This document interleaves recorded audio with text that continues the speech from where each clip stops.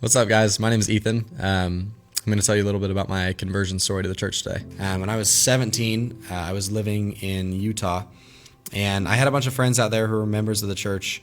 I didn't really know what the church was. I had never really heard of it before, so I had obviously, a bunch of questions that I wanted to ask them, and I started kind of asking the questions that I had about the church, and then we ended up going, me and a bunch of friends ended up going to Temple Square in December of that year that I lived out there. When all the Christmas lights were up and stuff, and went out to go see those, and we were walking around. It was super cold, and so we went into the visitor center, and a couple of us had to go use the restroom. And I remember walking out of the bathroom, and one of my buddies was in the lobby, and he also was not a member. And I came around the corner, and he goes, "Yo, dude, they're giving out free books." I took one, and it was the Book of Mormon. I had never read it before, and I didn't really know what it was about or anything. I ended up pulling it out of my closet one night and reading it. And it was late. It was probably 10 or something, and I probably read for 2 hours that night.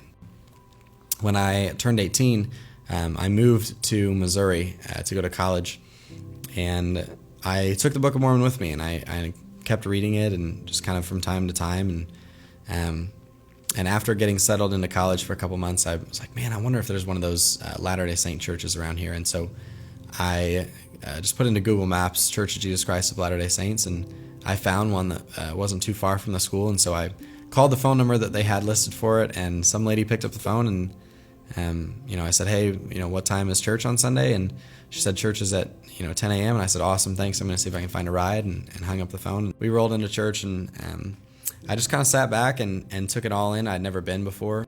The bishop came up to me afterwards, and it was kind of right around the time of the year that everybody's rolling in for college, and so he said, "Hey, I'm Bishop. Welcome to the ward, and we're good to have you. Are you new? Are you down here for school?" And I said, "Yeah, man, I just moved down here, and I go to Evangel." And he was like, "Oh, that's awesome, man. Welcome to town, and we need to get your records transferred over and get you set up in our ward, and welcome."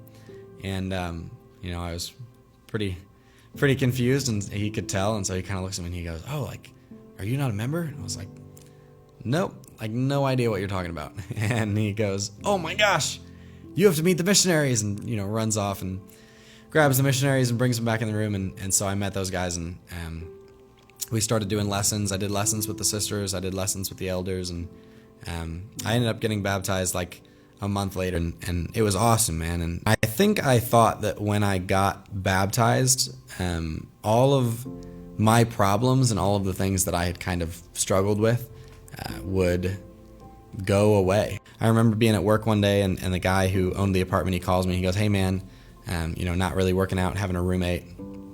I need you and all of your stuff out by the end of tomorrow." As soon as I hung up the phone with them, I got the really distinct impression to call one of my friends, that she'd been one of my really good friends after I got baptized in Missouri. And so I called her and said, "Hey, Bree, here's all the things going on in my life right now," and just kind of explained where I was at, and just kind of on the fly, I said, "Hey, man, I've been writing songs, I've been singing, and it's kind of the only thing that makes me happy these days. And so what if I just moved out to Nashville to go pursue that?" And she goes, "I say go for it. I mean, what do you have to lose?" When she said that, man, I felt really strongly like that was the right thing. That was what I needed to do. So I did. So I packed up all of my stuff and in the back of my car, and I went to my grandma to ask really nicely for gas money, and I started driving, and then I kept going, and I made it to Nashville a couple days later, late at night, and slept at a truck stop in the back of my car. I put the back seats down and just put a sleeping bag in there, and kind of had a couple of blankets and stuff, and so it worked. And I woke up in the morning, and I said, "Man, I bet if there's one place that I can just walk in the door and get a job on the spot, it's McDonald's." I drove there and pulled up, and I was like, "Man, I hope this works, because I don't have another plan." And so I opened the door and walked inside, and there was this guy standing there. He looked like a nice guy, and so I said, "Hey, man, I would love a job. Are you hiring or whatever? And he goes, yeah, man, when can you start? Right now, man, I can change my clothes in that bathroom and I can start right now. And he goes, well, I have to send you to a training first, but can you start tomorrow? I said, yeah, man, absolutely. And so I went to a training that day, like 2 hours later. And I sat through it, and I went up to one of the guys afterwards that was kind of running the training and said, hey, man, my name's Ethan, and I just moved here to write songs and sing and do country music and whatever, and are there any local spots that you know of, and blah, blah, blah. And so I'm just having a conversation with this guy, and I can't remember why it came up. I think he just kind of asked me if I had found a church yet to kind of get plugged into down here, and I said, yeah, man, I'm a member of the Church of Jesus Christ of Latter-day Saints, and so, I'm going to look for, one of those churches down here. I'm going to go to one of those, and he goes, oh my gosh, no way, like, so am I, and so are Phil and Vicky, and they own the McDonald's that you're going to be working at, and, you should meet them. And so he took me and grabbed them out of their offices, and I got to shake their hands and meet them, and I told them, yeah, I moved down here, I brought all my guitars with me, and I'm ready, I want to do this, and so Skip actually played guitar too, so we walked out to the parking lot, and I'm showing him, my guitars and stuff and everything, just kind of crazy in the back seat of my car, and Skip goes, man, are you living in the backseat of your car?